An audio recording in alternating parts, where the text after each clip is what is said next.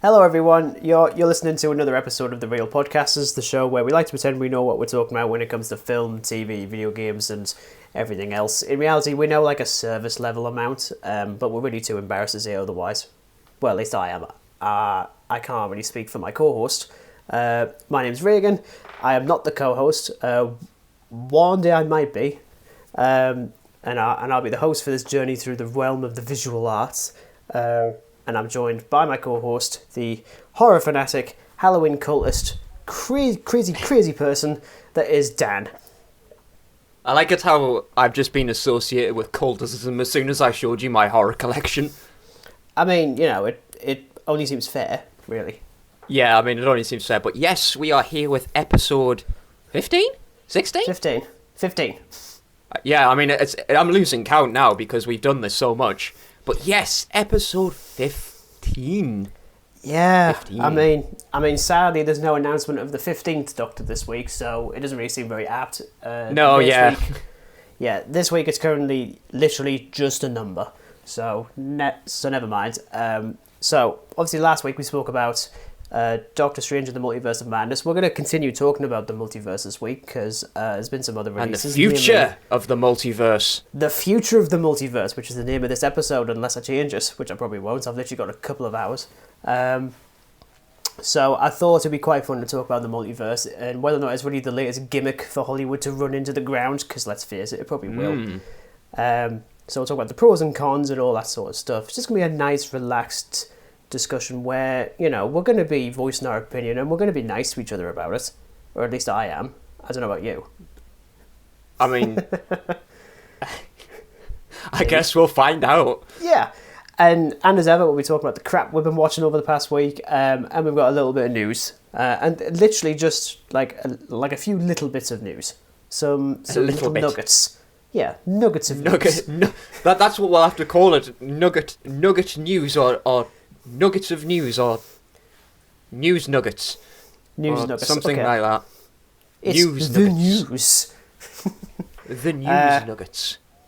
Yeah, so we're going to kick things off with a pretty sad bit of news. I mean, this is something I didn't pick up on until I think it was yesterday when it came out, that 8th of May 2022 saw the death of Fred Ward at the age of 79.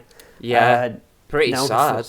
Pretty damn sad. Yeah, I mean, known for films like The Wright Stuff and Escape from Alcatraz, but I think we both know him from the first two Tremors films, the latter of which I literally saw a couple of days ago, and I didn't even clock on. I haven't watched Tremors 2 yet, but I liked the first Tremors, so when the name popped up, I thought, you know, I know that actor from somewhere, and then I obviously looked into it, and he was known for obviously Alcatraz and Tremors, and I was like, oh my gosh, no way. Yeah. So yeah, that is a bit of a bummer, but, you know, I suppose that's life, isn't it? Yeah, I mean, you know, died at the age of 79, so he's definitely led a full life, you know. And rest in peace to him, and, you know, our thoughts go with his friends and family. As I say, it was just really badly timed that I watched Tremors, I suppose, given what I think on Tremors 2. I know, it's a little drink, like a little jinx, isn't it? Yeah, I mean, yeah, it literally passed away on the 8th, and I think I saw it on the 11th. But as I say, the news didn't drop until yesterday, as we're recording this. But yes, rest in peace, Fred Ward. Moving on, talking about Ms. Marvel, because Kevin Feige's been saying some things that are riling a few people up. I don't know. I mean, I'm not sure if you've read about this, Dan. No, because I'm going to be very honest. I don't really have a lot of interest in Ms. Marvel. That's even better. Straight off the bat, there, like I don't know if I'm honestly looking forward to it, and I don't know if I want to get into it because this is just my blunt observation of it, right? It's just like a teenage superhero. That's what it is. That's what it looks like to me. I mean, I don't know much about it. I haven't read the comics or anything like that, so maybe I ought to or something, but I don't know. No, I mean, I think like the biggest profile thing that character's done in the last couple of years was being, in reality, the protagonist of the Square Enix Avengers game that no one likes, which I didn't play. Well, here's the thing, it was never actually revealed until I think just before the game released, where it's revealed that she is really the protagonist and she's trying to bring the Avengers together after some stuff happened. Look, honestly, I don't know. Okay, I never played it. I didn't want to. I can even remember that first teaser trailer that dropped, and it looked. I'm not gonna lie, it looks pretty horrible. Just from like a visual perspective, but regardless. Yeah, I remember when the trailer dropped, and I was a bit like, yeah, I think I'm gonna pass. Yeah. So obviously my knowledge of the character is pretty limited. I just know that she's essentially got the same like stretchy abilities that Mr. Fantastic has. So Kevin Feige was in an interview with Empire magazine talking about the show.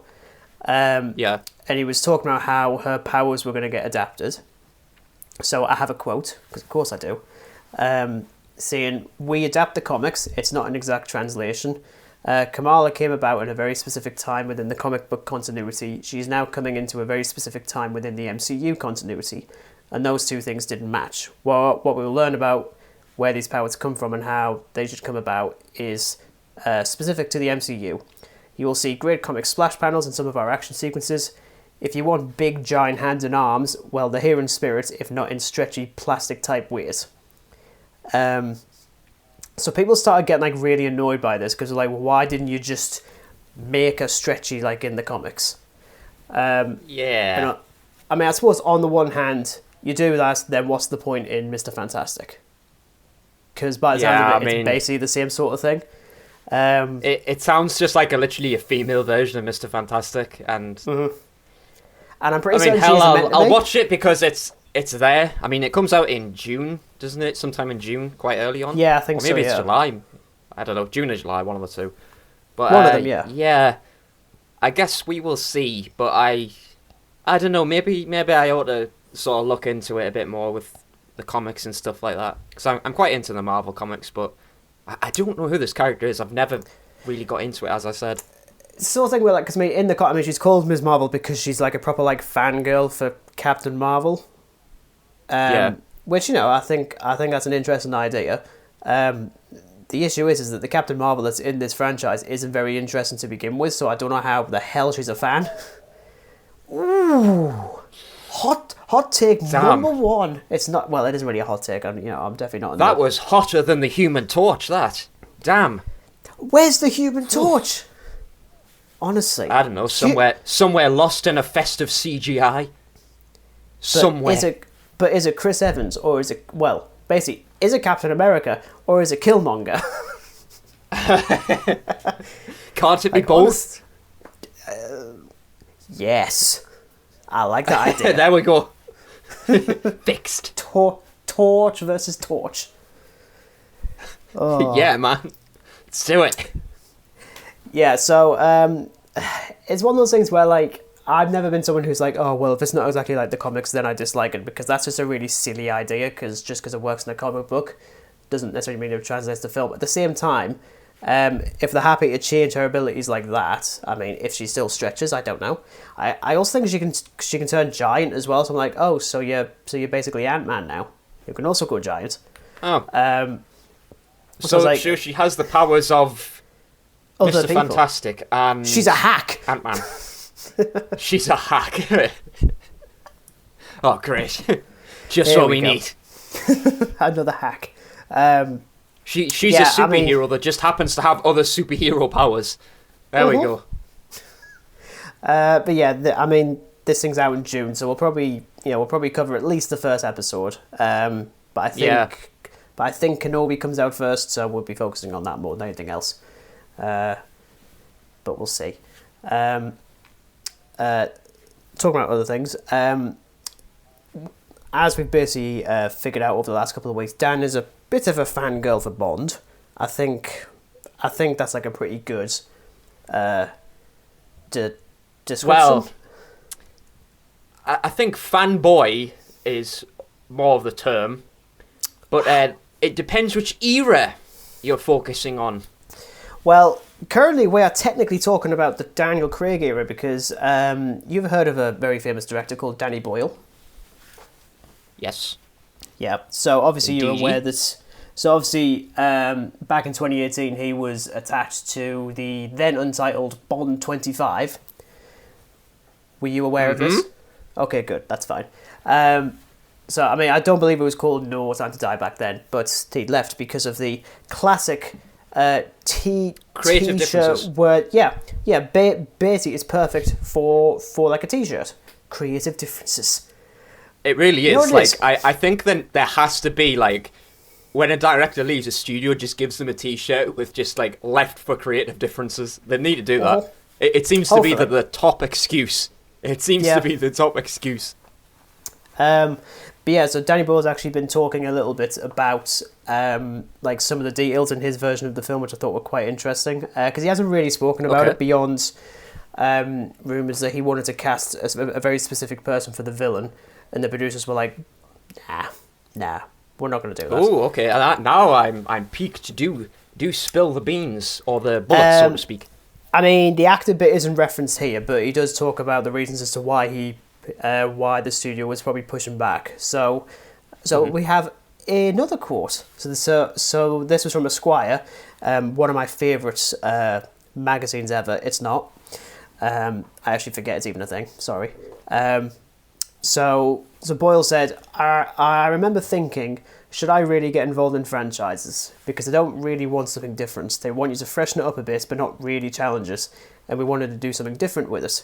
Weirdly, it would have been very topical now. It was all set in Russia, which is of course where Bond came from, out of the Cold War. It was set in present-day Russia and went back to his origins, and they just lost... What's the word? They just lost confidence in it. So that's actually quite interesting, because... Yeah. I mean... Considering what's going on in the world right now, I mean... Yeah, wow. I mean, I suppose suddenly it's a blessing that didn't happen. Yeah, could you imagine, like, if... I suppose this can go into the multiverse of things, and, you know, this film was actually made in a different multiverse. Speaking of Daniel Craig, actually, there was actually... he was actually considered for Mr. Fantastic in Doctor Strange in the Multiverse of Madness, but he had to pull out because of COVID. I kid you not. We were this close to getting Bond. I want to see this. We could have gotten a stretchy Bond. A stretchy Bond boy. My name is Tastic. Fantastic. The name's Tastic. Fantastic. So yeah, obviously, you know, we spoke about No Time to Die a couple of weeks ago, and, you know, I think like we're both, you know, pretty big fans of that film. I did really enjoy it, even if the villain was pants.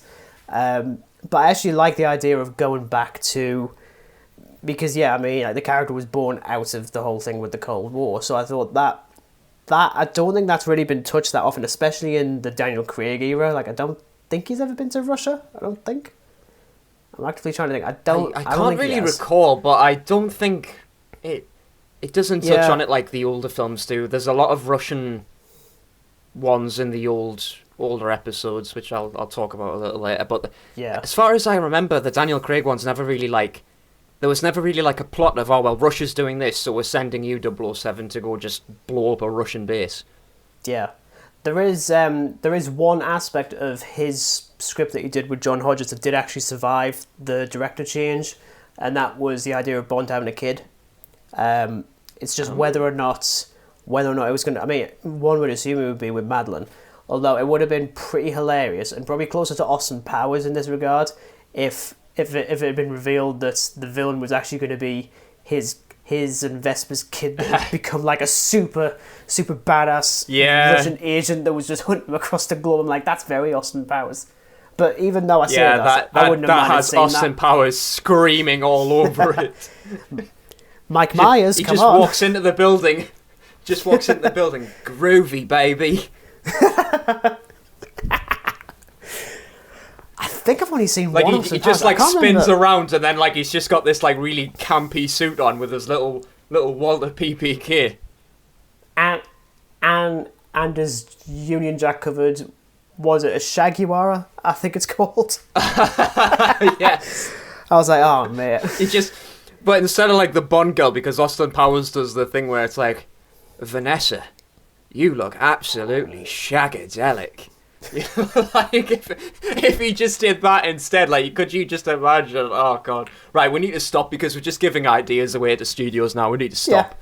Yeah. I will also mention this bit. There was also rumours like back back when Danny Boyle left, that the reason why everything fell through was because they couldn't figure out how to end Bond as a character. So initially people reckoned the Boyle wanted to kill him off, and the studio was like, no, absolutely not. Which, when you see No More Time to Die, you realise that isn't the case. But Boyle still, I mean, like, he still didn't mention as to whether or not he was planning on killing Bond at the end of his one. So far, all we know is that he wanted to send him in one direction, and then we're like, no, can we send him in this direction, please? But, you know, it's definitely a what-if scenario. I think, Absolutely. I mean, it would have been fantastic, but then, you know, it's like he says, he doesn't do franchises, which, you know, there's nothing inherently wrong with that. You know, I mean, hell, I think even like the last film he directed was Yesterday, I think. It was that weird What If the Beatles Didn't Exist musical comedy thing. Oh, I've never watched it, but yes, it is essentially just what if the Beatles ever existed, and there's just this cataclysmic event of like bands never existing and things. It's just weird, and there's a weird like Ed Sheeran appearance, and also I think it's Robert Carlyle plays John Lennon, who now survives because the Beatles never happened, and I was like, what the hell is this? Yeah, it's literally like a what if, isn't it? I mean, probably. I don't know much about if the Beatles never existed, John Lennon would have never been shot. So it's like, boom, multiverse, or no boom. Oof, that went pretty dark. I'm not gonna... Okay, moving on.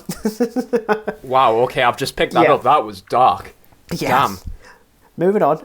Final little bit of news. Well, this isn't news. This is a full-on internet rumor, which I think is kind of funny. So, we're all aware of a famous director, another famous director, Edgar Wright, director of Shaun of the Dead, Hot Fuzz, World's End, Baby Driver, Last Night in Soho, and potentially Doctor Who. So, again, just a rumour, and it's probably going to be debunked by the time that this thing goes out. So, Edgar Wright posted a couple of images on Instagram, okay, that has led people to believe that he's actually referencing a future episode of Doctor Who that he might be directing, maybe the 60th, which I think would be pretty fun. So, he posted an image of a blue door with a sign on it saying wet paint. So it's like a new blue door that looks suspiciously like the doors of the TARDIS. There's another image of a load of hexagons. Gotta wonder why. And I think there was another image, I think it was of, I think it's like a woman from history with like a microscope and some stuff there. And people just went, okay, so the image of the woman is Russell T Davies. The microscope means look closer. And there was a couple of other things in it. But most importantly, Russell T Davies has liked and commented on all three of these images. Edgar Wright, you tease. I mean, here's the thing. I think the reason there might be some truth to this is because that's exactly what happened with Ncuti Gatwa before he was confirmed to be the Doctor. So, you know, it's... I mean, look, it could be complete bollocks. It's got a little bit of possibility, but, yeah, you know, for the time being, we have to assume it's just utter bollocks. Yeah, I mean, I'm pretty certain he's a fan of Doctor Who. I think he's mentioned it before. I mean, like, he probably mentioned it during like the press tour for Last Night in Soho because bloody Matt Smith is in it. And it's really good, actually. Yes. I still need to watch it. I've got it up there somewhere. I mean, I definitely need to rewatch it. I didn't actually review it on my Letterboxd thing. It's just one of the few that I didn't. But I'm not going to lie, I really want this to happen. Like, his style of filmmaking would be perfect for sort of like a celebration of Doctor Who over 60 years. Yeah, definitely. I really want to see that. I think considering his filmography and as the style you've mentioned, it would be so good. Yeah. Damn good, I think. I mean, again, more than likely, as soon as this thing goes out, it's just going to be confirmed to be complete rubbish. And I'll just be annoyed even more because then, I mean, like, who else are you going to get to do the 60th? Like, there's no one else that's interesting, especially not in this current era. But I digress. But that is it for the Nugget news segment. Oh no, it's not. No, it's there not. Are two little bits. Oh, okay. So the floor is yours, Dan. So I doing my usual scroll upon social media, and The Doctor's Daughter broadcast on the 10th of May 2008, so it makes it 14 years old. 14 years old. Time has flown by. Ah, yeah, we will definitely be talking about that in a couple of weeks. And also released on the 10th of May, 20 years ago, however, was Dog Soldiers. Do you know what it is, right? I was going to do an episode dedicated exclusively to that, but I'm going to wait until the 4K remaster comes out. I think it's next month. I think it's either next month or the month after. I really want... I mean, because... I really want to talk about that film. You have to have it. Well, I do. Unlimited power. Because literally, right, the Blu-ray is crap. It is a great film. It's a fucking brilliant film. It's probably the best werewolf film ever, if I'm completely honest. Sorry, American Werewolf in London. Yeah, but you know what it is? Because I saw it on like an article, just various articles, and I think 3 of the 5 of them that I read basically just said it's the best werewolf film of all time. Yeah, I think it's absolutely amazing. So I think when that remaster comes out, I will definitely be talking about it then. Otherwise, yeah, we would have done a 20-year anniversary, but I'd rather do it with the best looking version of the film possible because, well, I'm not going to go too much into it because we'll talk about it next month. Is there any other anniversaries I should be aware of? Daniel? No, that was it. That is all the Nugget news, or news nuggets, or whatever the hell we'll call it now. Nugget news. Yeah, I like that. I mean, no doubt I'm going to forget it come the next episode. Oh, yeah. There we go. Come next episode, we're just going to totally forget the name. That's fine. Oh, yeah. But yes, that's it for the news. We're now moving on to what Dan's been watching, because I always enjoyed listening to what the hell he's been watching. Oh, boy. I mean, in no particular order, right, I've watched 22 things. Oh, what the hell? What the actual hell? Hang on. 1, 2, 3, 4, 5, 6, 7, 8, 9. I've watched the 3rd. You utter clot. Alright, so, in no particular order, I finally got round to watching Doctor Sleep because it was just staring at me in the face. I was like, yeah, I just need to watch you now. I've put you off long enough, I need to watch you. I was just say, I still haven't seen it yet. I really want to see it. Do you know why I've been putting it off? It's runtime. That's the only reason I've been putting it off. And I won't lie, it does have a long runtime, and the director's cut of it is 3 hours. The normal cut is like 2 hours and a bit. So I just watched the normal one, because it's 2.5, the normal one. It's pretty good, but a lot of it is just taken up by an hour of just weird psychic power shit. Right. It doesn't need to be 2 hours, essentially, but it is pretty good. I would recommend watching it, because it is on Netflix, because the funny thing is, it was on Prime for absolutely ages, and the day I wanted to watch it, it was like, oh, you need to rent it now, or buy it. So then I was like, oh, well, good thing it's like number 2 in Netflix at the minute. Oh, well. Then the era of Bond is finally complete. I've watched every single Bond film so far. Every single one. So, 1995's GoldenEye. So this is the beginning of the Pierce era. The Pira. Definitely, the Pira. The Pira. Definitely the best one out of his films for Bond, as I go down this list. It's pretty good. I enjoyed it. I liked it. Then I watched a strange little slasher I found on Shudder called Intruder. And it's basically like a slasher film set in a supermarket, and it's absolutely brilliant. It's so cheesy. It's really good because the entire thing is just set in a supermarket. So like it's just a slasher going around utilizing supermarket tools to kill employers. It's brilliant. I thought that is actually genius. We're so used to seeing like slasher films where it's just some maniac chasing somebody around a suburb or a camp. Yeah. You know? So a supermarket made a nice change. Then, oh god, here comes one of the smut. Doctor Who: The Edge of Destruction, 1964. damn, what can I say about this? This is probably the most boring thing I've ever watched, and I've watched some absolutely boring things. It's basically a two-part that just acts as like a little filler, and essentially a poor CGI monster invades the TARDIS, and that's it. There's nothing more to say, and Susan goes a little bit crazy, that's it. I also watched it, so I will be bringing you my thoughts in a second. Yeah. We differ. Then was 1408, based off the Stephen King short story from 2007. Oh, yeah. Really good. Really, really good. Damn. Probably one of the best I've seen out of 2007 horror films. Mm-hmm. The World Is Not Enough, 1999, so again, a Pierce Brosnan one. It was fine, I guess. Yeah. Not much to say. Now, Puppet Master 3, Toulon's Revenge. It's a prequel, and do you know what it is? It's actually better than the first film.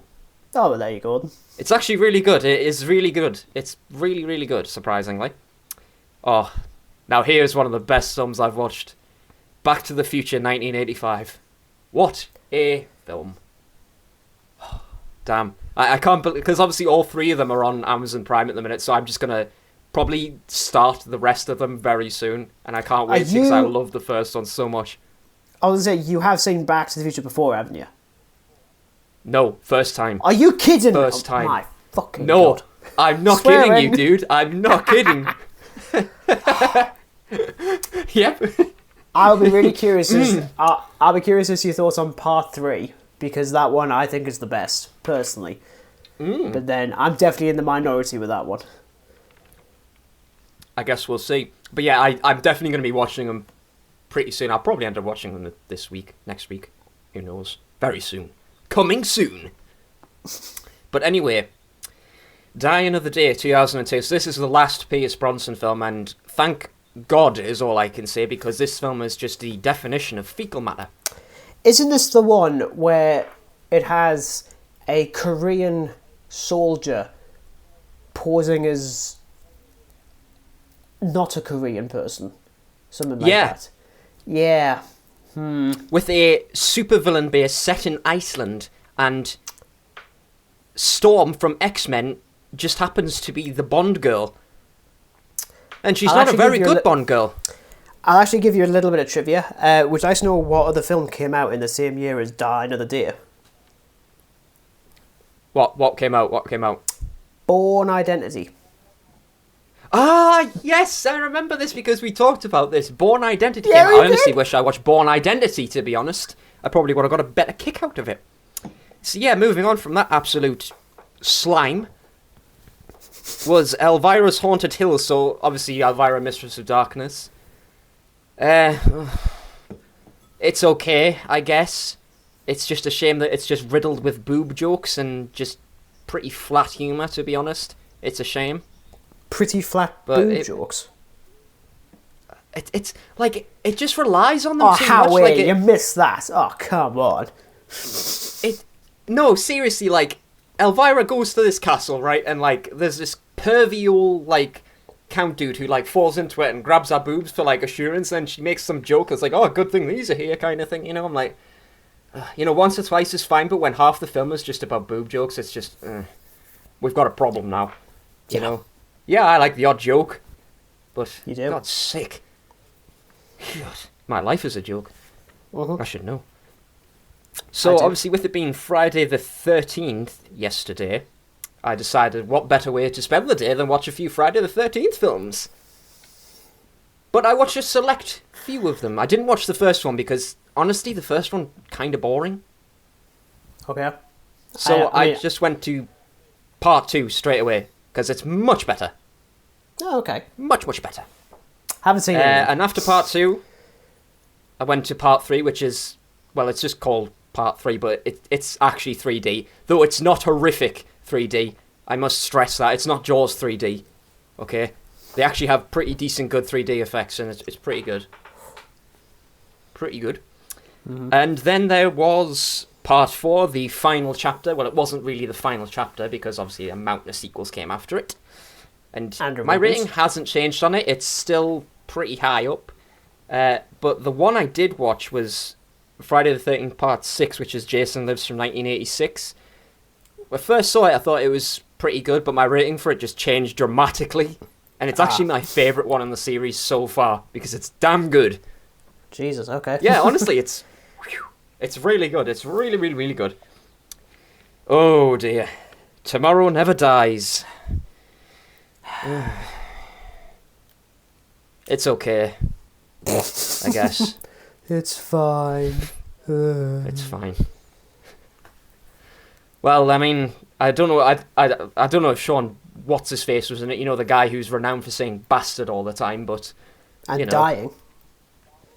Yeah. Well, he does die, as a matter of fact. Spoiler. Well, you know, no, the rule of thumb is, actually, usually if he's in a crap film, he tends to survive. That's kind of although that's more like a more recent rule that he put in for like anything he takes up. Like, if you kill me, come on, at least make sure it's rubbish. Bastard. God, the swearing. So it was okay, I suppose. Definitely not the worst thing I've watched. Now, as I like to, indulge in the odd bit of Doctor Who, here comes another Doctor Who episode, The Keys of Marinus, 1964. I was going to say, because... Definitely a bit better than The Edge of Destruction, but definitely not as good as, like, the Daleks or even An Earthly Child.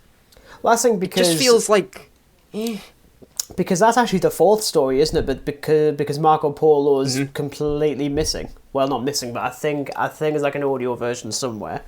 Yeah. Okay. Isn't it like 7 parts? Basically the... Yeah. God. And basically each part is like represented to a different scene, so to speak, because essentially they have to just go get a bunch of keys for some thing. You get pretty lost in the plot because it just goes on and on and on and on and on and on and on. It's 7 parts long. It's okay, I guess. The only thing I really liked about it was a jungle that comes to life. There are some vines that break through the windows and grab people. It's pretty fun. But yeah, it's okay. Definitely not the worst Doctor Who episode of all time, but hey-ho. No. Then, because I've finished reading the screenplay to Halloween, The Curse of Michael Myers, or basically known as Halloween 6, I thought I'd go revisit the film. Why starring though? a Paul Rudd as Tommy Doyle. My viewing on it has changed ever so slightly. It has gone up ever so slightly, but it's still pretty damn bad. Pretty darn bad. Yeah, it's pretty damn bad. Not as bad as Halloween 5. I mean, God, nothing can be as bad as that, or Resurrection for that matter. But Sure. Well, I needed to watch something like quick because I was going out somewhere, so I just wanted to watch like something at least like an hour, like nothing over. So I just ended up settling on a Doctor Who episode from series 4, which was Planet of the Ood. I have flickered back and forth on that one a lot over the years. Like, for a while I hated it, like I thought it was boring as hell. But then there's other bits where I actually really like it. And I'm still not really sure. Yeah. I'm in the middle, if I'm being honest. I'm mixed on it. But yeah, I decided, hell, I'll watch it, so yeah, it was fine. And, I said to myself, well, I'm only going to watch one. That was a complete lie, because then I ended up watching the Sontaram Stratagem. So that's episode 4. Oh boy. Like, it's boy. not bad, it's just weird, to be honest. It is a really weird episode. That being said, I love basically everything with Martha in it. Like, a lot. I kind of like the scenario and when she gets cloned and stuff. That's pretty cool. And obviously with it being a 2-parter, I had to watch the Poison Sky as well. Again, yeah, it was fine. Thuntaha. I'm so sorry. And then again, I said to myself, all right, well, that's enough Doctor Who. Well, that was another lie, because I ended up watching The Doctor's Daughter. Of course. Again, 14 years old. Damn, bloody hell. We're all cracking on. Yeah. And I mean, hell, that moment with Martha and the Hath. No. Yeah. I've seen some tragic deaths in Doctor Who over the years, and that thing just broke me. That one, I mean, to us, I think I'm very certain I referenced that episode when we first started doing the retrospective on the revived series, because that was my first proper episode of Doctor Who. So I'm always gonna have a lot of nostalgia for that one. So I'll definitely be rewatching it when we come to talk about series 4. I mean, like, out of all the episodes, I'd rather watch that one first because it's, you know. Yeah. And then there was episode 7, The Unicorn and the Wasp, which I watched not even an hour ago. Great. Yeah. I tell you what it is, like, I was a bit mixed on it when I first saw it, but I actually really like it now. Yeah, it's strange, but I like it. I'm definitely not a fan of wasps, so as soon as that thing showed up, regardless of the CGI, the sound is just too much. I cannot stand it. I hate it. You know what makes me chuckle is when they finally solve the mystery that the Reverend is in fact the Vesper form, and then he starts doing the little like, don't make me angry. I was like, oh god, this has not aged well. I also like and then the CGI. Yeah, I also like how we get an appearance from a future Jyn Erso from Rogue One in this as well. I know. I was like, oh my god! I was like, I know you from somewhere. I was like, you had Spider-Man last year, and now you've got the lead of a freaking Star Wars movie. I like that. I like that a lot. I had to literally pause it to just make sure. I was like, I know you. Yeah. Where are you from? So I paused it. I was like, oh, Rogue One. Oh, it's you. It's you. But yes, that is all my 22 watches. Probably my record for how many films I've watched, or episodes, or whatever. Now. In 2 weeks' time, it's going to be like double that. But hey ho. So what are these 9 things you have indulged in this past week? Well, we'll start on the video game front, just because I'm starting to get back into video games again. Continued playing a little bit of Alien Isolation, mostly because I'd read about the noise detection mode that's on this, where like it's completely useless now because you need a Kinect, which I don't have because no one has a Kinect. Like, Christ almighty. But basically it was a setting so that if you have the Kinect switched on, if you make any noise, just like yourself, the alien will hear you. And that sounds absolutely terrifying. Well, listen, because I read that you could do it through a mic, so I just plugged in my headset and just started whistling and singing, and it didn't do anything. So you know, I just continued playing it anyway. But I was like, it's just not nearly as scary now. But I still kept the headphones in because it's got like that like nice 3D audio. So if it goes from left to right, you can hear it go through the left and right headphone, which is great. It's absolutely terrific. I'm still trying to find a way, if there's a way for me to complete the game on nightmare mode without killing the humans. I think I've just about got it so far. Like, it took about 6 attempts to get through a room where there's loads of humans and no alien. So I think I had to throw like a load of smoke grenades at them. I remember reading about this, I think it was like one of these like achievement guide things, because I was wanting to start a nightmare, and I think one of the achievements is you're not allowed to kill any humans at all. You can knock them unconscious, which is the way that you're supposed to do it if you can't get past them, or you just run past them. But on nightmare mode, that's easier said than done. Yeah, I mean, not easy at all. Yeah, best thing to do is to try and do it all on easy. And then anytime there's a human, and if you've gotten to the bit where the alien starts to rock up, just send like a noisemaker their way, and the alien will just kill them for you, and it's fine, because you didn't actually kill them. I'm like, oh, thanks. That's nice. Think smarter, not harder. But I'm not going to lie, I've got like 15 different 30-second videos from the last week, all from Alien Isolation, of just random little bits.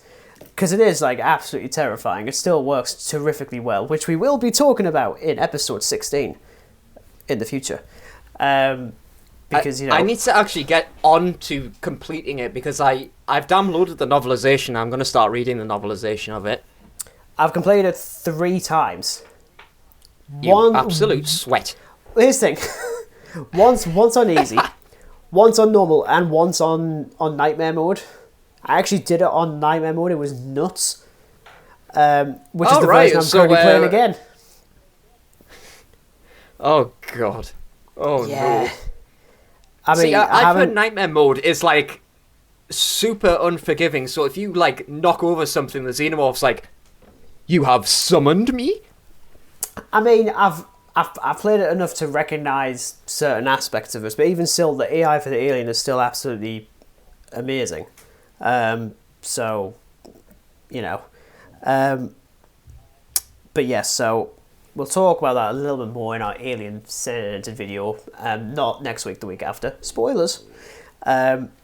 Otherwise, you know, we finished off Moon Knight a couple of weeks. Was it a couple of weeks ago? Or was it last week? I've actually forgotten. Was it last week? I think. Was it only last week? I'm pretty sure it was last week. Oof. Yeah. But yeah, so I went back to play Assassin's Creed Origins because it's ancient Egypt and I love it. It's the game that I've gotten the closest to completing, like entirely. I've got one achievement left to do, which of course is complete every location.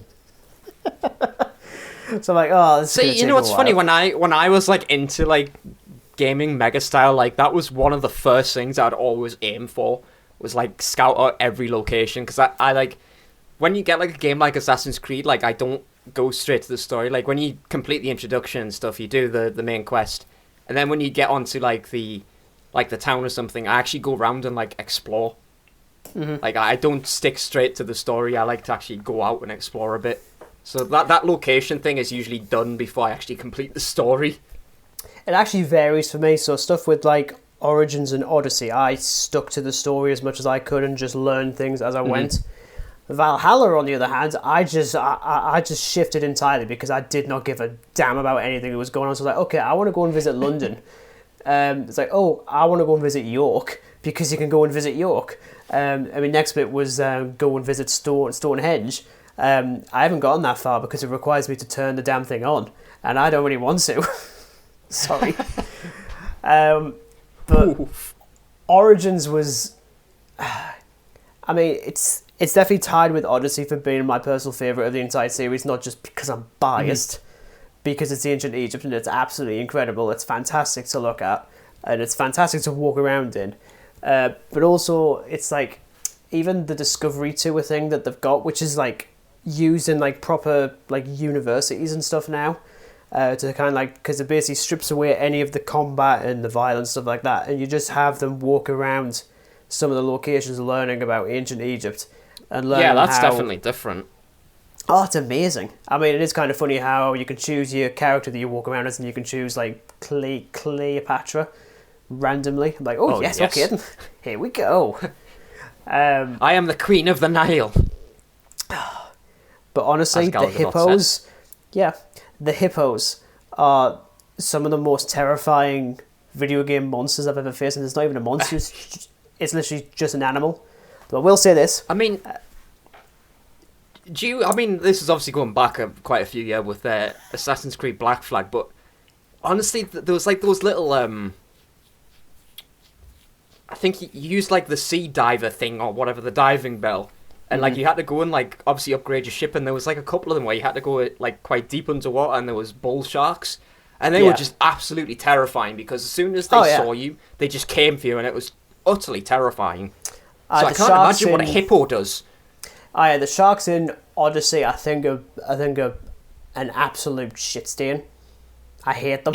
I properly hate them. They're so annoying. I never ever thought I'd hear that in a sentence. Yeah, you did. You're talking to me. The sharks in Assassin's Creed Odyssey are an absolute shit stain.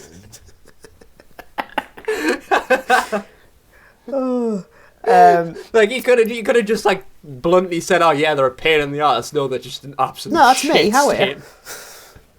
Yeah. But yeah, I will actually say two bits about this. First of all, literally the day I went back on it, I found one of the papyrus things, and it has a reference to Khonshu. And I was like, "Oh my god, I want to find this." Because again, I'd completely forgotten that Khonshu, well, obviously is a fictional character because Egyptian gods aren't real. Sorry, but wasn't created by Marvel. It was like an actual thing. I'm like, I want to find this. I haven't found it. My quest has begun. And also, I actually just came about this completely by accident. I think when I first started playing it, there's an Easter egg to a TV show that I quite like that I've mentioned a few times before. Started diving. I think it was near Thebes. Is it Thebes? I can't remember. And there's a stone thing that is sunk at some point. It's the TARDIS. No. I'm serious. Literally, Damn. Google Assassin's Creed Origins TARDIS and you'll find it. And the best thing is, right, there's a little foot that is poking out of the door. I'm like, are you telling me that in this universe the Doctor's dead? Again, that can go into the whole multiverse thing. Yeah. Infinite possibilities. Again, I wasn't even planning on it. And I was like, oh my fucking god. It's like, I've found a TARDIS. Oh god. Utterly beautiful. So much for regeneration, eh? Yeah, it doesn't work. And speaking of Doctor Who, yes, I also watched The Edge of Destruction. I'm actually going to be honest. I think it's better than the previous one, if I'm honest. I actually, I did write a review of it. The issues with set design is not really an issue in this one because it's all in the TARDIS. What set? The TARDIS set. It's just the TARDIS. There's no other set. It's just the TARDIS. Oh yeah, it's absolutely fine, to be honest. I mean, it's nice to spend some time in that set. Yeah, at least there's no cardboard fucking Daleks. God, your language, honestly, this week is horrible for swearing. But it's like, I didn't actually mention about the design of the TARDIS for like the first Doctor. It's not my favourite. I think that still goes to Capaldi's final TARDIS design, which I never thought I'd even say that, but it's impeccable. But I still really like that set, and seeing it in the Adventure in Space and Time docudrama and Peter Capaldi's final crap episode, it was great to see. And I did find it quite engaging throughout, even if the whole reason any of this is happening is because the Doctor flicked the wrong switch. Yeah. But I tell you, the only good thing about it is at least it's not like 7 parts long. At least it's only 2. Well, that's fine. The Dalek invasion of Earth is like 12.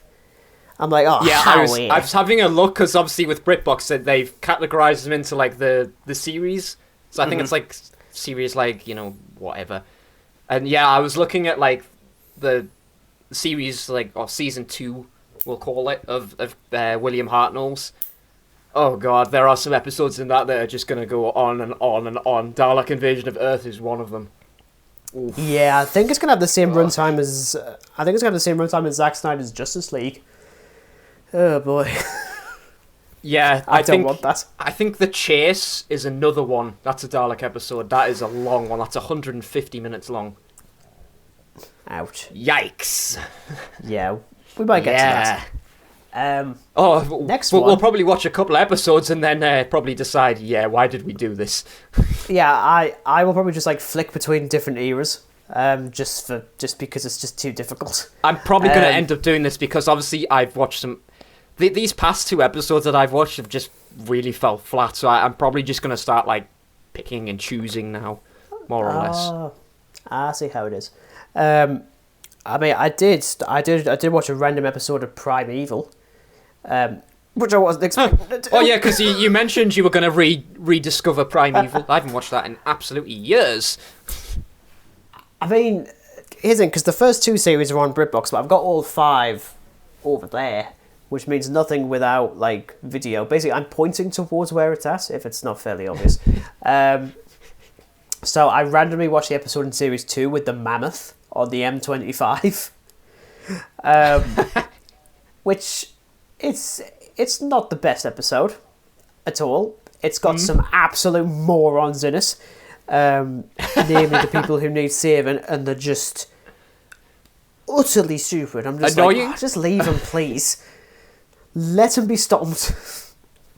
Let him be stomped. But I think the reason why I actually quite like it is because while the first half is about the mammoth, the second half has Ben Miller's character Lester, who's like the head of the anomaly thingy. He spends like 10 or 15 minutes being hunted by a future predator, and it's amazing. Like, I love it so much, and you know, I mean, eventually I'd like to talk about Primeval because I think the future predator creature is actually one of the best sci-fi monster things I've seen in like sci-fi TV. Like, if that popped up in Doctor Who, I would shit myself. Like, even the first episode when it pops up in at the end of the first series, it's so good. It's so creepy.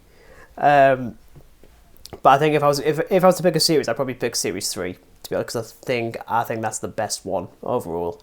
But I digress. I'm gonna be honest. I've never like watched like a full blown series. Like, I sort of just caught like episodes of it on TV. Because sometimes it would be on before Doctor Who was, or like a rerun of Doctor Who. It's just annoying that it was designed specifically to compete with Doctor Who, and I think if it wasn't trying to do that, it would have been good. It was actually cancelled twice, weirdly enough. Yes.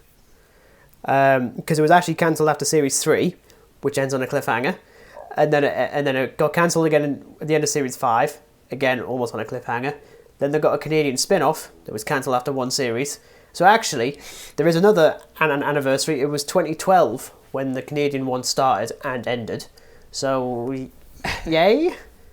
I didn't watch it because I don't give a shit. So next one was Tremors 2, because I'd gotten the box set of the first 5 for my girlfriend for, I think it was for Christmas, because we'd watched... I actually hadn't realised how long it was since I'd seen the first one. I thought it was only like a couple of months ago, maybe like Christmas time. No, it was actually last freaking April. Yeah. And I was like, wow, it's been a year. Okay. It's been a while. Yeah. Again, timing obviously pretty off considering what I'm with Fred Ward. It's fine. It's not nearly as fun as the first, especially considering that what they plan on doing, they start doing within 10 minutes. And I'm like, you've got another hour and a bit to go. What the hell are you going to do? They're literally just going to do that for another hour. And I was just all like, okay. You know, somebody who's wanting to watch these, you're not really painting a glowing picture of it. Well, apparently Tremors 2 is considered one of the best direct-to-video sequels ever made. I'm like, no, it isn't. I was like, Lion King 3. How it? It's a fucking masterpiece. It's not a masterpiece. It's just really good. Next up, The Descent. Yay! I mean, look, I've always loved this one. What? HMV have a exclusive soundtrack of The Descent. It's a HMV exclusive, and I picked it up. I had to pick it up. It's a HMV exclusive. Quite like I think it comes on like a coloured vinyl. I haven't looked at it properly yet, but apparently it's like HMV exclusive only. I just thought I'd mention that, but yes. That's fine. I tend to flicker between this and Dog Soldiers for being my favourite Neil Marshall film, because both are fantastic. Because this thing is relentless. It's insane. Oh, yeah. And to be honest, I'd already seen like little brief clips of the creatures that are in it. That's nothing until you actually see the film, and it's properly freaky. I think what works so well, I mean, I don't know about you in this film, but like when they start going deeper into the cave and there's obviously a lot of claustrophobia going on, it really starts to get under your skin. Oh, like, yeah, definitely. When I first watched it, and there is like a scene where they're crossing this really like narrow sort of natural construction of a bridge, and it starts crumbling. I'm thinking, oh my god, it's gonna fall.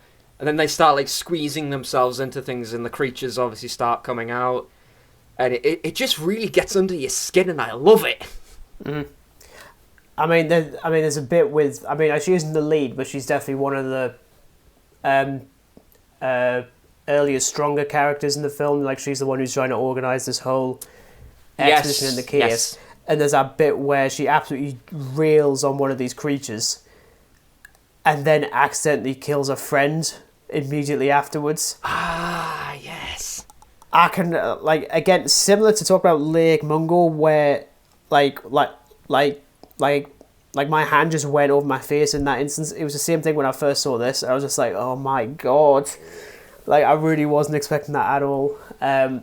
What I really love is how it actually plays out. It's so good. Oh yeah, I do actually own part 2, which I still haven't seen. I know it's not directed by Neil Marshall. Yeah, it's apparently pretty good considering. Yeah, definitely not not as good as the first, obviously, because it's a sequel. Well, yeah, because Very I think as well is because there's two different endings to this one, and one of them doesn't work with the sequel. So all right, I can't remember which is which. I might have to have a look at it probably when I eventually get a Descent. I mean, I've owned Descent 2 for like 4 years. I've never watched it, much as I have with a lot of these things. Like Doctor Sleep. Yeah, exactly. Next up, random rewatch, Guardians of the Galaxy Volume 2. Yes! Oh, I love it. I think it's stronger for the characters. Like, I think it's a really emotional film, to say the least. And I think for a while I was actually calling it better than the first. Don't. I'm going to cry. I'm going to do it. Gosh, shut up. You wuss. But I don't really know where it stands now. I'm not sure if it's better or worse. I mean, not worse because it's still a damn good film. As I say, it's the kind of sequel which I prefer, where it doesn't go bigger and better in terms of scale. It goes bigger and better in terms of developing the characters. Save for Drax, who doesn't really get much, although he gets a lot of good lines. And obviously, Kurt Russell playing Chris Pratt's dad. Great idea. And once again, the score being absolutely terrific. And of course, the twist that I didn't see coming. I legitimately didn't see that. I was like, oh, actually, of course you're going to do that because you look like a dick. Bloody Kurt. Of course you're going to do that because you look like a dick. You know, I'm honestly in the same opinion, Regan. Like, between the first two, like, I like Guardians of the Galaxy Volume 1 and I like Guardians of the Galaxy Volume 2, and sometimes it's really hard to pick which one I like better. It really is tougher because I like 2 better because it just does more with the characters. Yeah. But I like 1 because it's like an introduction to them and it's just a wacky film, but 2 is even wackier. It's just so difficult to actually pick which one is the better one at times.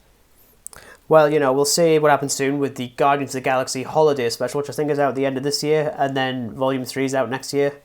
So that should be interesting. Next up, Cloudy with a Chance of Meatballs, because I hadn't seen Cloudy with a Chance of Meatballs. This is one that my girlfriend who'd been like begging us to watch because I hadn't seen it. I also didn't realise it was a Lord and Miller film. It was their first film, and of course it is, because you can tell. I find it quite funny that in America, it actually has a slightly different name. Because what clearly is it in America? Well, clearly Americans are idiots and are terrified of things in the sky because it got changed to Sunny with a Chance of Meatballs. I'm like, has America never seen a cloud? What? Yeah, it's Sunny with the Chance of Meatballs. I was like, mate, you've actually completely missed the point. And I did actually really like it. I mean, pacing was a bit iffy, and I legitimately thought it was going to end a lot sooner than it did. But I thought it was a lot of fun. I thought it was pretty inventive, and fingers crossed I get to see the second one fairly soon. But again, I didn't realize it was Lord and Miller. I had no idea. I haven't watched the full film, but it's a film that occasionally appears on like television, just when like it just acts as like a kind of a filler, if that makes sense. So it often just airs on like a channel. Yeah. So I've seen like bits and pieces of it. I think I avoided it only because I think at the time I didn't like the title. I thought it was silly, but then of course it's going to be that title. You can't call it anything else. Well, Yeah. you can. The Americans did, and they're idiots. Sonny with a chance of meatballs. Uh, Oh, man. and now we get to the final two. I saw these yesterday. Ooh.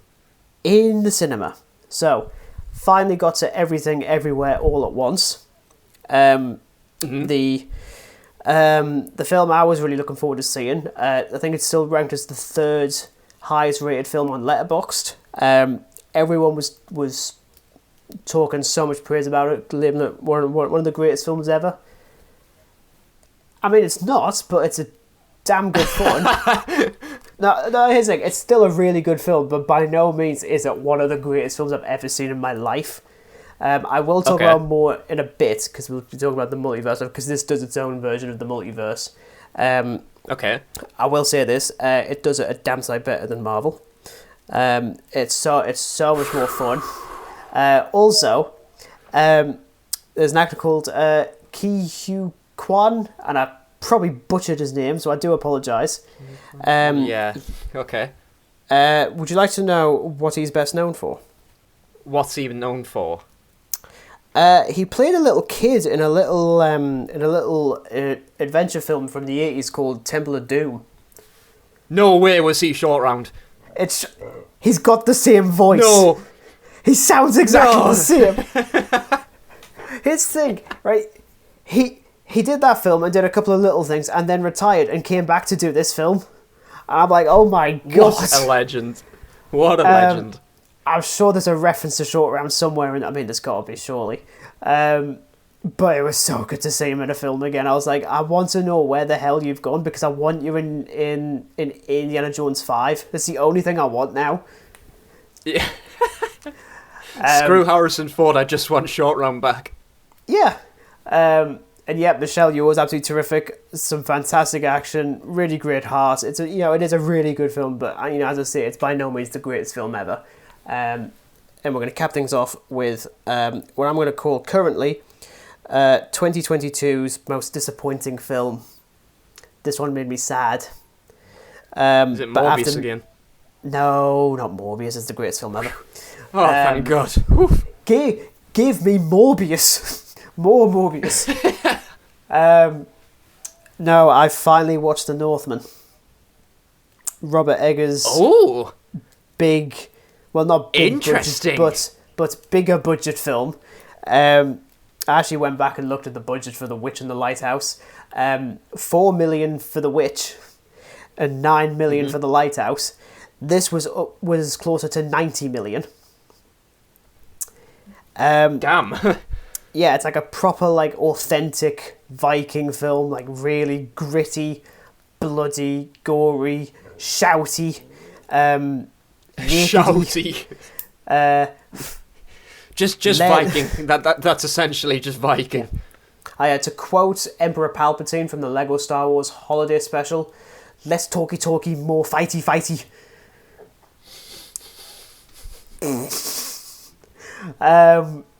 I mean, yeah, look, visually it's absolutely spectacular.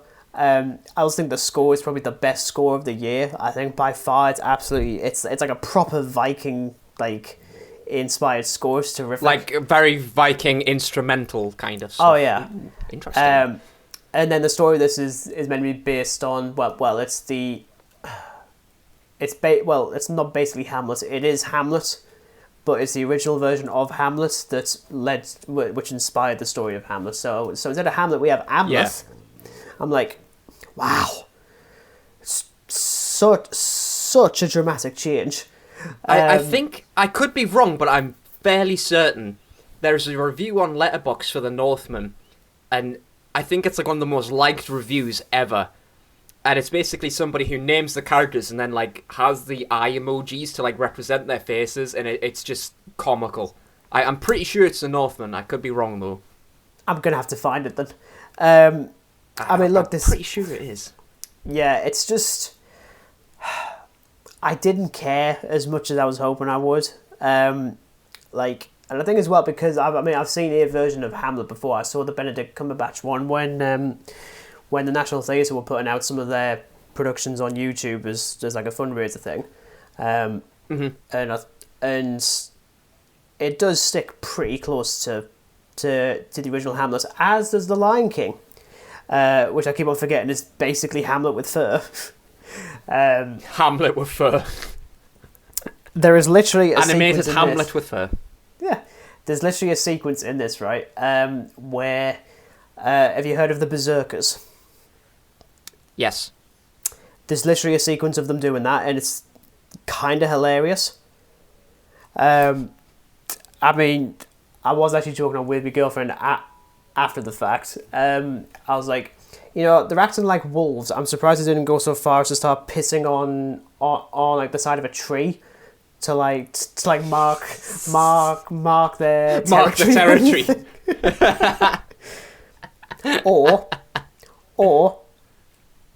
or starting to lick their own balls, which might have made it a better film. There is a sequence of goodness. There is a brief moment where Alexander Skarsgård's character Hamlet just like pushes someone out of the way and tells him to go and take a piss. And I just laughed so hard. It's just really annoying that I didn't care as much as I wanted to. It's easily like Edgar's weakest film. I mean, I actually still think The Witch is probably his best one. If I'm honest, that one's really unsettling to say the least. But I actually think if he sticks to like the lower budget stuff, I think that's where his craft is at its best.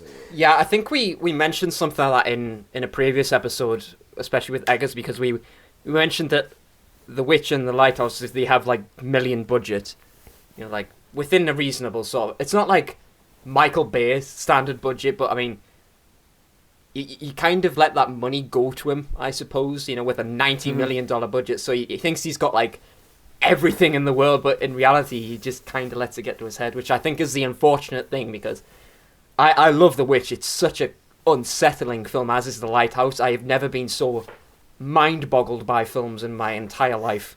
They are unsettling as hell. I've never known Willem Dafoe be so creepy. He plays a jester in this, so I mean, this is actually the closest he comes to playing the Joker, and he's hilarious in it. It's definitely The Northman then, because I remember the review. The Northman, Willem Dafoe is pictured as with two eyes, and there's like a load of like things that represent a jester hat. It's just like, yeah. Oh my god, you've just won Letterboxd. Yeah.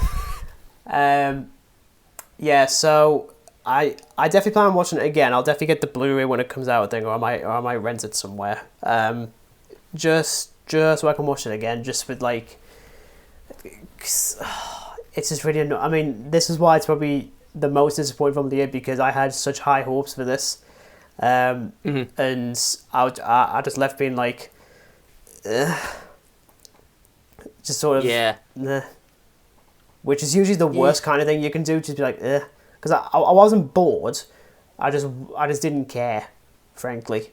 So that, you know, it was a bit of a sad end too.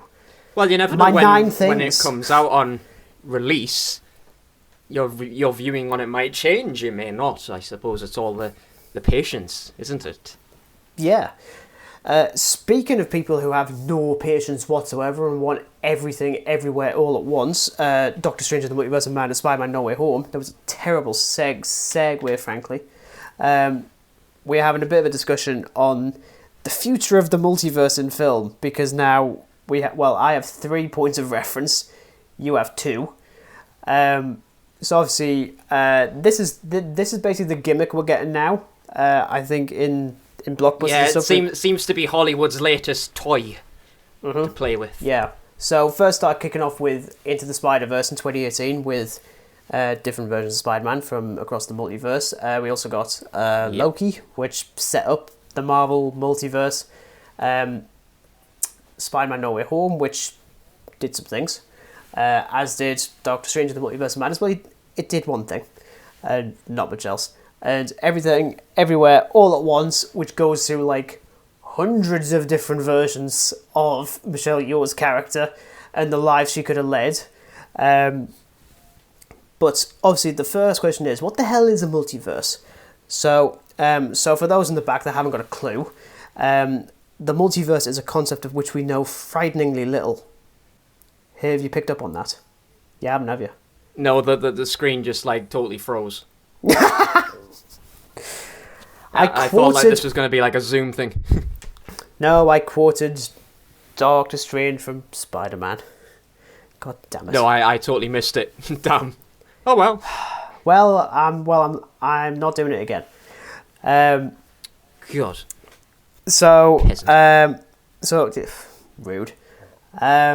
So the multiverse is obviously the idea that we have our core universe, then we have other universes where things are maybe slightly different. Marvel, of course, has been doing it the most with Multiverse of Madness, No Way Home, Into the Spider-Verse, and Marvel's What If, and Loki, all, dealing with aspects of the multiverse. DC plan on doing that with The Flash, as a gateway into their multiverse, with different versions of Batman and Flash appearing, as well as Supergirl. That's if it's ever released. Yeah. And then you've got the Batman, which exists in its own universe, as does Zack Snyder's Justice League, so there's a lot of ways you can do it. The question is, why? What is the point? Why? What is the point in anything? Well, I think off the bat, it just opens up better narratives for things. Like, look, there's only so many stories you can do of Captain America just saving the world. You need to spruce it up a bit, which is, I think, what Marvel for me. I know the multiverse primarily through Marvel. Mm-hmm. Probably more through Loki, because I think that was the first sort of MCU thing to introduce it, more or less. As far as I know. And then it was certainly What If. Because What If sort of cemented it for me. It was like, okay, well, there are definitely other universes out there now. Definitely. Yeah. 100%. Haley Atwell is now Captain America, or Captain Britain, or Captain Carter, whichever you prefer. Captain Britain is actually a completely different character that I think people wanted Henry Cavill to play. Yes, that is a DC character, oh my god, yes. Is this? No, hang on, it's Marvel. No, it's not. Yes, he's definitely Marvel. He pops up in Lego Marvel Superheroes and you can play as him. Yeah, I was going to think I got confused with someone there. It was probably Captain Boomerang I got confused with. I don't know why, but hey, yes, him. That guy. But yeah, so I think for big IPs like Marvel and DC, it kind of allows characters from one singular universe to cross over. So obviously with No Way Home, we got Tobey Maguire and Andrew Garfield, allegedly. Yep. And of course, all the respective villains, Willem Dafoe, Alfred Molina, Jamie Foxx, Thomas Hayden Church and Rita Fans and blah, blah, blah. And even Tom Hardy pops up. Morbius had Michael Keaton as the Vulture, for some reason. Why he was in it, we'll never know, but... And I don't want to know. Because Michael Keaton's also in The Flash, as a version of Batman. So it does basically allow, for these kind of characters to pop up, have a big adventure, trade quips and all that crap. But at least with the likes of Spider-Man, for example, it does it in service to the story. Like the previous Spider-Man rock up to basically be the mentors to Holland's version of Spider-Man, who's going on the same journey as they did. So it's not just random characters popping up for cameo purposes and cheery moments. You can see where I'm getting with now, can't you? Fucking Doctor Strange. Yep. Oh, you know what it is? I've actually gotten more angry with aspects of that film in the week since. I'm sorry, it's... That there is a rumour that if you smut the film this much, Sam Raimi's going to appear in your reflection and kill you. I mean, I certainly hope so. I'm currently watching my door just slowly open. I don't know what's going on here. There's going to be like a severed hand come crawling at you and flip you off like an Evil Dead 2. There's a random hand and a random plate with a random cookie. Interesting. Well, I didn't imagine that, Sam Raimi, but okay. I mean, you do you. I mean, you'd think I was in a prison or something and I'm just been given prison food. Being given grovel and gruel. There we go, we're talking about the multiverse and I'm also going to give you a review of a cookie. That's really good, actually. God's sake. This is getting out of hand. There's lots of chewing now, sorry. So where were we? Yeah. So yeah, obviously, you get your franchises that can now cross over in various forms. Yep. At the same time, if you don't do anything interesting with it, it's completely pointless. So as I point out with Spider-Man, it worked. And for me, with Doctor Strange, it didn't. Because I think we mentioned that the character America Chavez, I'm still going to butcher that name for years to come. She is definitely more of a plot device than a character. And even I admit that, and I like the film. Well, yeah, because we established a new title for characters like this. Doing a Clara.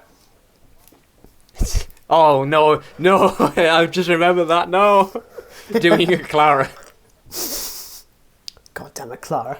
But yeah, I agree. Because like, you're given this possibility of traveling between different universes. It doesn't do much with it. Unlike with Everything Everywhere All at Once, where Michelle Yeoh's character is trying to battle someone who's going to destroy the entire multiverse, which I thought, I love that. I love that as an idea, because she's living such a mundane life in a laundry, in like a laundromat. And as soon as she hears this, and she's like, no, I can't do it. I am busy. Go away. And she's basically uses so Michelle Yeoh's character is able to tap into other versions of herself based on the lives that she had led. So, for example, she's trying to fight someone, doesn't know any fighting abilities, so taps into a version of herself who is a famous actress and does a load of kung fu movies, and just goes completely ballistic on him, and it's fucking brilliant. Right. And it does it again, like, later on, and she deals with, like, 10 or 11, like, goons with a shield, and it's just beautiful. It's beautiful to behold. I was thinking maybe the funniest one. Yeah, well, here's it. There's actually a funny running gag of her struggling to remember Ratatouille, but keeps on calling it... well, she keeps on calling it Ratatouille, because she legitimately thinks it's actually a raccoon instead of a rat. So, in a different universe... hang on. So, in a different universe, she's learned how to fight with a sword, because in this universe, she is a sushi chef with like the massive hats. And there's a guy who works with her that she's basically competing with, who's an absolute pro. She goes in the kitchen, takes off his hat, and there's a raccoon. Oh my god, okay, this just sounds absolutely nuts. And it talks. This sounds absolutely bonkers. I have to see this now just to see a raccoon under a hat that can talk. Well, this thing, because it actually gets really heartwarming, because then she calls animal control to take it away, and you see it screaming and crying in a cage on the back of a truck, and it's like, what are you doing? Oh my goodness.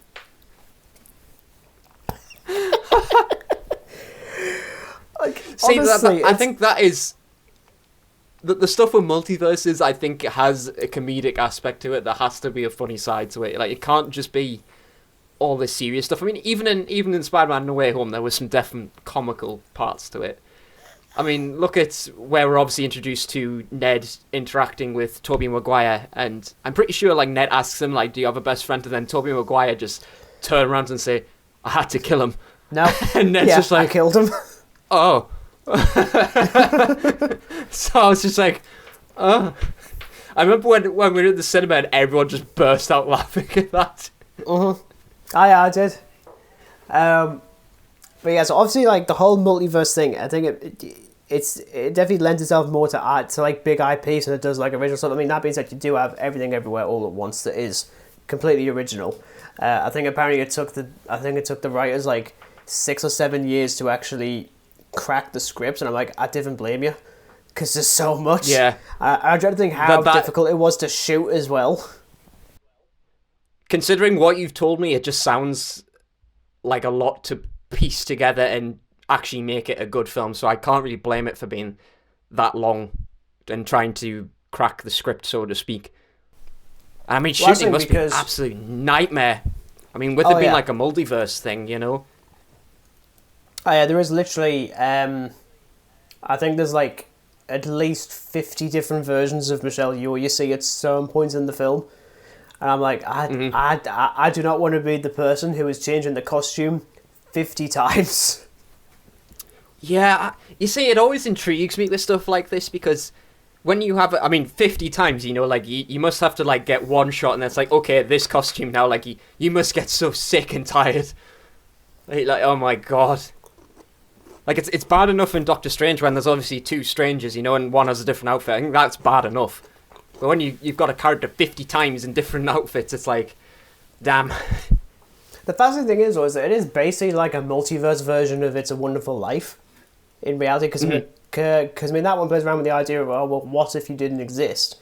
And then this is the world, and this is the life you would have led. And they basically do it here, except it shows there is like a kung fu master and an actress, and there's still a laundromat, and I kid you not, she, in one version, she is in a lesbian relationship with Jamie Lee Curtis's character, and in this universe, people don't have fingers. They have hot dogs as fingers. And it's a bit odd, to be honest. Could just picture Jamie Lee Curtis now with hot dog fingers. Not literally, right? They're literally just doing the whole finger waving thing, and they just start like caressing each other's face and stuff. And What? And then because in this universe you cannot use your fingers for stuff, they have to use their feet. Oh no! So it literally, Oh my god! Right, I am gonna try so hard to see this film now, man. I am gonna try so bloody hard. there is literally a moment where I think it's Michelle Yeoh. I can't remember if it's Michelle Yeoh or Jamie Lee Curtis, but they start playing Claire de Lune on the piano, but with their toes, and it's done incredibly well because of course it would be, because in this universe this is how you do it. Although I am starting to question as to how the hell you make anything with just feet. Like, it shouldn't Yeah, work. I mean, I have difficulty enough just trying to put a sock on, let alone play a piece on a piano. I know, I've been there. I mean, damn. Yeah, you know, I mean, I think... I don't know which I prefer when it comes to... I mean, obviously, you know, for pure nostalgia's sake, obviously I think Spider-Man does it better when it comes to the multiverse and stuff, but I think utilising that concept to do something interesting with it is definitely more everything everywhere all at once, as in one of the best titles in a film. To be honest, I love that as an idea. Well, it just screams multiverse even in the title. Like, it's pretty obvious what you're getting out of a film. The directors that actually did Swiss Army Man a couple of years ago, I don't know if you've heard of that one. No, I can't say I have.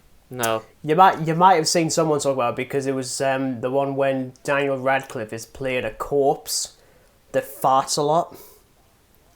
And there's the Riddler, Paul Dano, stuck on a deserted island with him, and I believe at one point he uses Daniel Radcliffe's corpse as a boat, and he farts his way across to safety.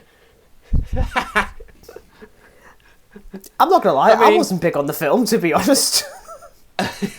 Well, I mean, that But just... Dear me. Dear, oh dear. Dear me. So, obviously, you know, we've obviously spent like a decade in the whole cinematic universe thing. Yes. But I think in reality, what this is actually doing is kind of going backwards, which I think I mentioned a little bit last week. Because, you know, prior to the whole cinematic universe thing, people just did it in any universe that they wanted. Like, especially for IPs, like the big superhero stuff. Now we're just going back to that. Like the Batman is its own thing. The director's cut of Justice League is its own thing. Marvel's What If is its own universe compared against the MCU. And so I actually think it's going to start going back to more standalone stuff again. Yeah, I mean, as you said with like the new Batman film, it's its own universe, as is What If. So I think we're definitely going to see more independence in terms of like a what if scenario kind of thing. That is actually something I would like to see more of, to be honest.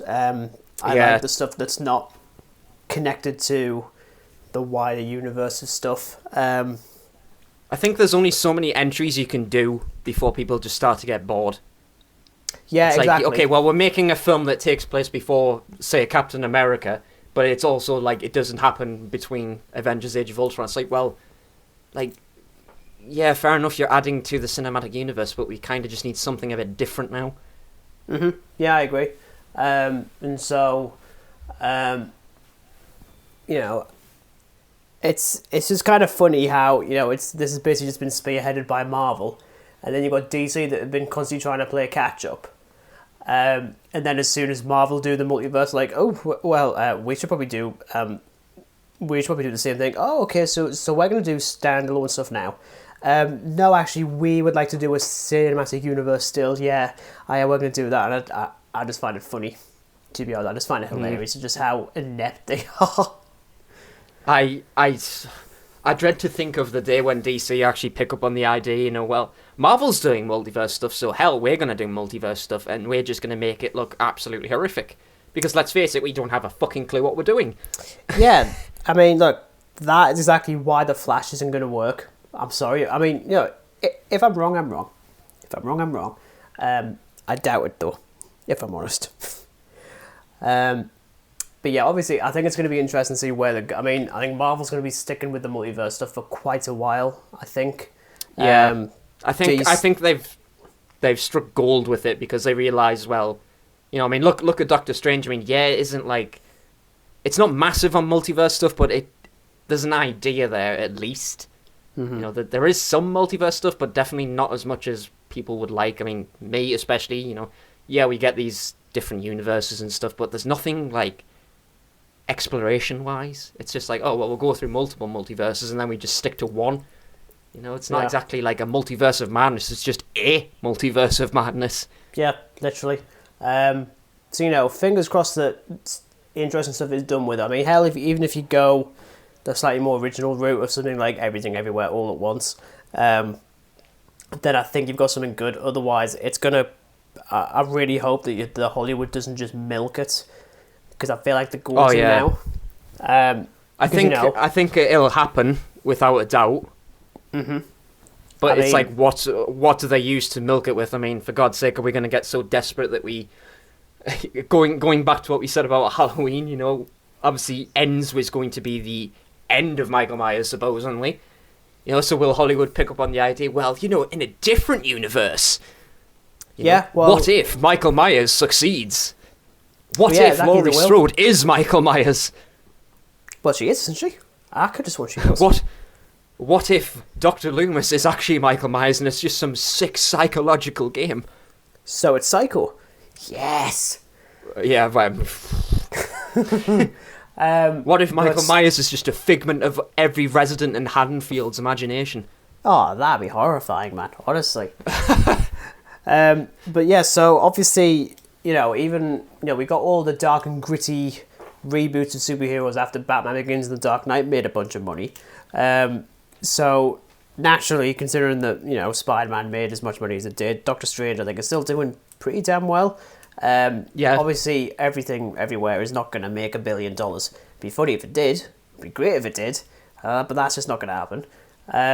But if these are more, you know, if these become as successful as they are and as popular, we're definitely getting a lot more multiverse stuff, not just from DC and Marvel, but probably some more original stuff, so that should be quite interesting.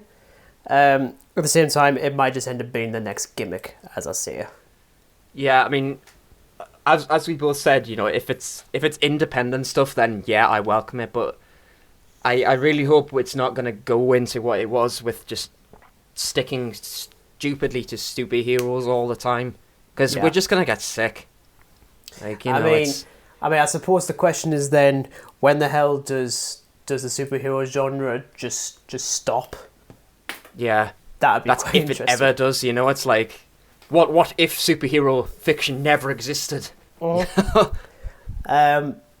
yes, that has been our thoughts on multiversal stuff, as well as little nuggets of news and Friday the 13th and Bond and Doctor Who and a bunch of things, really. So I hope you enjoyed it. We won't be having an episode next week because I'm in Spain watching the Formula 1. So I'm going to be melting, to say the least. So we'll be picking things up the week after. I don't even know what date it's supposed to be. I'm just going to have a quick check while like we're doing this. I think it might be something like, I think it's the 29th, I think is when we'll be, 29th will be Back when... at it. Yes, 29th of May I think is when we'll next be recording. So it'll be out on the 30th. So you've got 15 days of, well, not Peace. Yeah. 15 days of peace and 15 days of Dan to watch. Let's see, what was it, 22 things that you watched? So you've got 20, the chance to 22s. So you've got 44 or 45 things that you need to watch. I'm not going to get that far by any means of the imagination. But in the next one, you'll be delighted to know that Dan is actually going to be commanding most of that, because we're going to be talking all things Alien, because we haven't talked about Alien yet. Shockingly not. And I thought that we would have at least sort of mentioned it once or twice, but we haven't. You would have thought, yeah. So he has a lot of ideas for that one, so I'm quite happy to take charge for the first half and then let Dan just completely derail everything I've built here. I haven't built anything, okay? Derail the podcast. Yeah. But yes, you can look forward to that hopefully on the 30th of May. Thanks everyone for listening, and we'll catch you in 2 weeks. Goodbye. Goodbye.